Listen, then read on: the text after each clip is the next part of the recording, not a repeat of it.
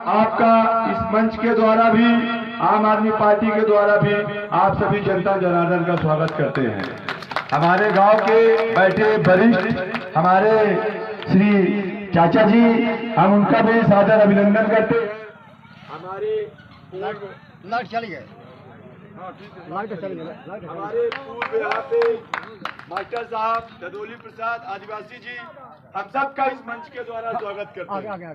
आप लोगों ने हमारे इस मंच को अपना अमूल्य समय दिया। सब गरीब मजदूर हैं, सब गरीब मजदूर बैठे हैं यहाँ पे, कोई भी पैसे वाला नहीं बैठा हुआ है। आज जो यहाँ पे बैठे हैं उनके यहाँ शाम के लिए सब्जी दाल चावल की व्यवस्था है कि नहीं हम नहीं जानते, मगर हमारी आम आदमी पार्टी के लिए आप लोगों ने अमूल्य समय दिया, उसका हम पुनः अपने आम आदमी कमेटी दुबहा के द्वारा सभी का तहे दिल से स्वागत करते हैं। हमारे यहाँ पे आम आदमी की जो विचारधारा है, माननीय केजरीवाल जी की विचारधारा है। आप चले जाइए दिल्ली में, देखिए विद्यालय की व्यवस्था देखेंगे बच्चों के लिए। सरकारी विद्यालयों में एसी लगी हुई है, कुर्सी फैन, अच्छे अच्छे लैब बने हुए कंप्यूटर के, जो हमारी आम आदमी पार्टी की गारंटी है। हम आपको इस मंच के माध्यम से बताना चाहेंगे, आम आदमी पार्टी जितना अच्छा काम दिल्ली में, हमारे पंजाब में कर रही है, कई राज्यों में आम आदमी पार्टी के संगठन को इस तरह से हमारे माननीय भक्तराज सिंह जी जैसे कई क्रांतिकारी साथी हैं जो क्षेत्र में आम आदमी पार्टी के संगठन को मजबूत करने के लिए उतरे हैं। हमारे सिमरिया विधानसभा का सौभाग्य है कि आम आदमी पार्टी में हमारे निष्पक्ष माननीय मिलनसार, हमारे क्षेत्र में गरीबों के हितैषी माननीय भक्तराज सिंह पटेल जी मध्यपुर से आते हैं, हमारी सिमरिया विधानसभा के ही है। हमारी सिमरिया विधानसभा की जनता के दर्द को समझते हैं। उन्होंने स्वयं इस क्षेत्र में गांव-गांव में भ्रमण किया है, यहाँ की स्थिति जांची है, यहाँ के हैंडपंपों के पीने की पानी की गुणवत्ता भी देखे हैं।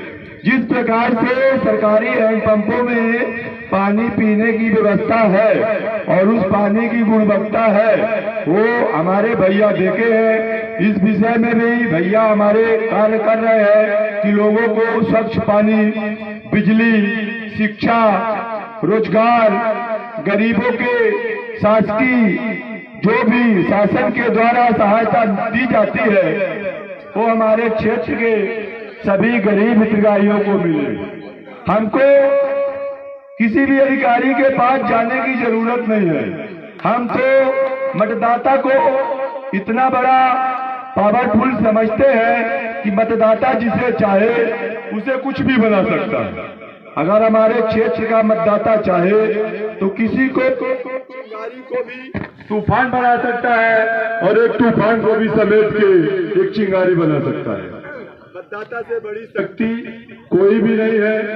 हम सभी मतदातागणों को भी बताना चाहेंगे कि आपकी एक वोट का क्या कीमत है।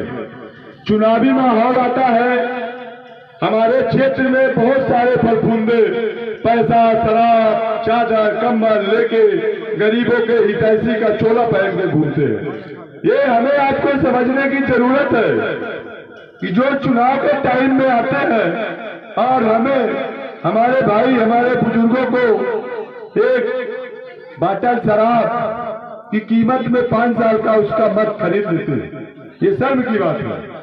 हमें आपको जागरूक होना चाहिए कि हम एक बाटल शराब किसी के 100 रुपए, 500 रुपए, 2000 रुपए दे देने से हम अपने मत का दान नहीं कर सकते। हमारा मत अमूल्य है। देखा होगा आप लोगों ने, कोई भी बैलेट बुलेटिन वाले आते हैं उसमें लिखा रहता है अपने अमूल्य मत को देकर भारी मतों से विजयी बनाइए। तो अमूल्य मत की कीमत यह है कि आपके एक वोट की कीमत जिस दिन आम गरीब जनता जान जाएगी कि हमारे वोट की कीमत क्या है, उस दिन इनको चोरों को जो नकाबपोश आके हमारी जनता को छलते हैं उनको भी अपनी ताकत का एहसास होगा कि जनता क्या है। जनता चाहेगी तो हमें अगर कुर्सी में बिठाती है तो रोड में लाके भी बिठा सकती है। मैं अपने गांव की जनता के लिए मैं अपने भक्तराज भैया जी से बारंबार विनती करूंगा कि आप हमारे दुबाहा गांव में आए हैं और हमारे दुबाहा गांव की ये चिंगारी आपके सिमरिया विधानसभा में ऐसे तूफान फैलाएगी कि हर जगह आम आदमी का झाड़ू हिल जाएगा। हमारे गरीब जनता आम आदमी का झाड़ू लेंगे। जितना भी भ्रष्टाचार, गरीबों का शोषण, आज 40-50 साल की बस्ती है दुबाहा, जहां पे लोगों को आबादी के लिए 2 डिसमिल 3 डिसमिल सरकार जमीन नहीं दे सकती। मध्य प्रदेश में 17-18 वर्षों से भारतीय जनता पार्टी की सरकार है। हम देख रहे हैं ग्राम वासियों के लिए ये हमारे मध्य प्रदेश की भारतीय जनता पार्टी की सरकार कितना हितैषी है। चुनाव में देखिए राजललन आदिवासी का भी नाम लिया जाता है। अच्छे अच्छे नेता पजेरों में आते हैं, राजललन आदिवासी, रामकेश आदिवासी, चुनकवा आदिवासी, राम गरीब आदिवासी, भैयालाल आदिवासी, ऐसे लोगों को भी कंधे में हाथ डालते हैं। हमें शर्म आती है जो लोग अपनी राजनीति सेकने के लिए हमारे गरीबों का शोषण करते हैं। हमारे गरीब जनता के लिए बहुत सारी समस्याएं हैं। यहाँ पे जो जलाशय बने हुए हैं शासन प्रशासन की 2-2, 3-3 लाख रुपए का राशि का, वहाँ पे दुरुपयोग करके, इस दुरुपयोग से हमारे गांव की जनता उन जलाशयों में पानी पीने के लिए नहीं जा सकती क्योंकि वहाँ के लिए मार्ग प्रतिबंधित है। हमारे यहाँ बजरंगबली का आश्रम है, वहाँ के लिए मार्ग प्रतिबंधित है। हमारे क्षेत्र में जितने भी गरीबी रेखा धारक थे सभी आजादी हो गए। हम अपने इस मंच के माध्यम से बताना चाहेंगे कि हमारे जो भी क्षेत्र के गरीब भाई हैं उनको गरीबी रेखा से वंचित किया गया है। तो हम अपने भक्तराज जी से, आम आदमी पार्टी के जो संगठन के यहाँ पे संयोजक है, उनके माध्यम से जितने भी हमारे बीपीएल के दायरे में आते हैं सभी लोगों को बीपीएल में हम जुड़वाने का काम करेंगे। जिन माताओं बहनों को निराश्रित पेंशन नहीं मिलती, सभी को पेंशन का जो भी प्रावधान है शासन का हम दिलवाने की कोशिश करेंगे। आप आम आदमी पार्टी का सहयोग करिए। आपके सहयोग से आम आदमी पार्टी को अपने विधानसभा पार्लियामेंट में भेजिए और हम अपने प्रत्याशी से आप सभी गरीबों के हक की मांग करेंगे और दिलवाने का प्रयास करेंगे।